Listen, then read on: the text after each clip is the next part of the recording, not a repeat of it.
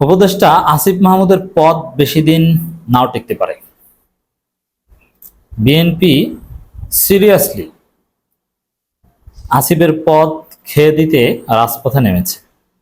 হ্যাঁ, প্রকাশ্যে সালাউদ্দিন আহমেদ, আমি যখন এই বক্তব্য রেকর্ড করছি তার একদিন আগে, আসিফ এবং মাহফুজের পদত্যাগ চেয়েছে, যে পদত্যাগ করবে।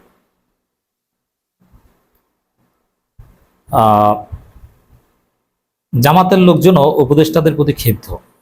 পরপর কয়েকটা ঘটনা ঘটে গিয়েছে। একদিকে জামাতের লোকজন ক্ষিপ্ত, কারণ জামাতকে পাকিস্তানপন্থী কিন্তু এই আসিফ মাহমুদও ইঙ্গিতে বলেছে, আর মাহফুজ সরাসরি বলেছেন। আবার আসিফের এপিএস এর দুর্নীতি তদন্ত হচ্ছে দুদকে, আর আসিফের এপিএস এর তদন্ত হলে আসিফ কি মানে ফেরেশতাদের পাওয়ারে দুর্নীতি করেছে কোটি কোটি টাকা, না আসিফের পাওয়ারে করেছে? আসিফের পাওয়ারে। তার মানে বোঝা যায় যে আসিফের ব্যক্তিগত সহকারে যদি কোটি কোটি টাকা দুর্নীতি করে, সেখানে আসিফের সম্পৃক্ততা আছে। এর মানে আসিফের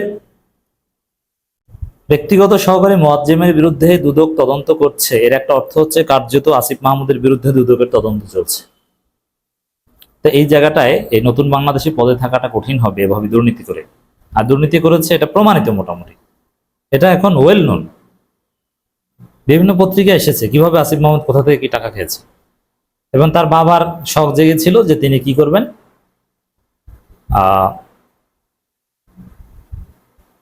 শখ জেগেছিল তিনি ঠিকাদারি ব্যবসা করবেন। সেটা আবার জুলকারনাইন সাহেবরা ধরিয়ে দিয়েছে, পরে আবার পিছু হটতে হয়েছে।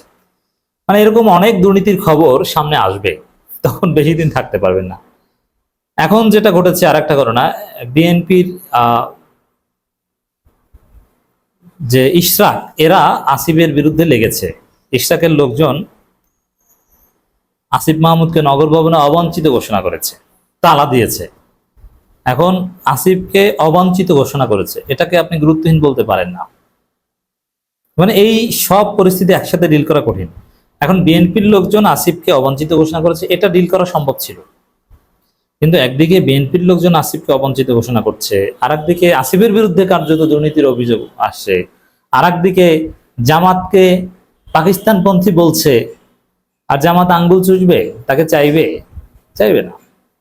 অতএব এই যে একসাথে নানান ঘটনা ঘটছে, এই ঘটনাগুলো প্রমাণ করে যে এই আসিফদের বেশি দিন পদে থাকা নাও হতে পারে। দুইটা বিষয়, হয় ডক্টর ইউনূসকে টাইমলি নির্বাচন দিয়ে চলে যেতে হবে, তাহলে তো সবাই গেল, না হয় এই আসিফ মাহফুজদেরকে সরিয়ে উপদেষ্টা পরিষদ বিতর্ক মুক্ত করে তারপরে ডক্টর ইউনূসকে সংস্কার করতে হবে। সংস্কার করতে চাইলে এই আসিফ মাহফুজদেরকে রেখে সংস্কার করতে পারবে না। অন দি আদার হ্যান্ড, গণ অধিকার পরিষদ কিন্তু নিয়মিত প্রকাশ্যে এদের পদত্যাগ চেয়ে আসছে। সবগুলো ডিল করে থাকাটা কঠিন, বেশি দিন থাকতে পারবেন না আমার মনে হয়।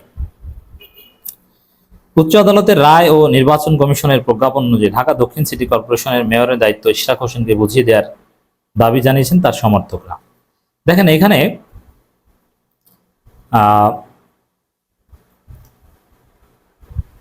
ইশরাক নিজেই আলটিমেটাম দিয়ে দিয়েছেন যে এই সময়ের মধ্যে তাকে শপথ করাতে হবে। এখন তার মধ্যে যদি না করেন, এটা it depends on Asif Mahmud. ইশরাককে দায়িত্ব দেওয়া হবে কি হবে না, এটা টোটালি ডিপেন্ড করছেন আসিফ। আর এটা ইশরাকটা জেনেই কিন্তু তাকে অবঞ্চিত ঘোষণা করেছে। এর মানে এখানে পয়েন্ট অফ নো রিটার্নে। তা আসিফ যদি পিছু হটে, তাহলে বুঝতে হবে যে সমঝোতা করে টিকে থাকতে চায়। কিন্তু দুর্নীতির যে অভিযোগটা, যেগুলো তদন্ত শুরু হয়েছে, ওই জায়গাটা থেকে বাঁচতে পারবেন বলে মনে হয় না আমার। তৃতীয় দিনের মতো অবস্থান কর্মসূচিতে ইশরাক হোসেনকে ঢাকা দক্ষিণ সিটি কর্পোরেশনের মেয়র পদে না বসানোয় স্থানীয় সরকার মন্ত্রণালয়ের উপদেষ্টা আসিফ মাহমুদ, সজীব ভুঁইয়া এবং তার সচিব রেজাউল মাকসুদ জাহিদিকে নগর ভবনে অবঞ্চিত ঘোষণা করা হয়েছে। ঢাকা দক্ষিণ সিটির নগর ভবন এই ঘোষণা দেন ইশরাক সমর্থকরা। নগর ভবনের সামনে বিক্ষোভকালে ইশরাক হোসেনের সমর্থকেরা হুঁশিয়ারি দেন যে উপদেষ্টা আসিফ মাহমুদ, সজীব ভুঁইয়া ও তার সচিব রেজাউল মাকসুদ জাহিদিকে যেখানেই পাওয়া যাবে সেখানেই প্রতিহত করা হবে। এ সময় তারা আরো জানান, আগামীকাল রোববার কর্মসূচি, আমি এখন কথা বলছি রোববার, এর মানে যেখানে পাবে সেখানেই প্রতিহত করবে। আপনি চিন্তা করছেন, ধরবে, এর মানে কি সে বোতল মারবে, আর বোতল মারলে তো সে হিরো হয়ে যায়। এর মানে এই ছাত্র উপদেষ্টারা সবার সাথে শত্রুতায় লেগে পয়েন্ট অফ নো রিটার্নে চলে এসেছে। এই জায়গাটা ওভারকাম করে উপদেষ্টা পদে নির্বিঘ্নে টিকে থাকবে, আমার মনে হয় না যে এটা কঠিন। জামাতকেও শত্রু বানিয়েছে, কেউ পক্ষে নেই। এখন শুধু এনসিপি তাদের পক্ষে। কেন এনসিপি কি? এনসিপি কি রক্ষা করতে পারে কাউকে? এনসিপির কাউকে রক্ষা করার সক্ষমতা এখনো হয়নি। ঢাকাবাসী প্ল্যাটফর্ম এই কর্মসূচি পালন করেছেন। এই প্ল্যাটফর্ম নেতৃত্বে দেন সাবেক সিনিয়র সচিব মশিউর রহমান।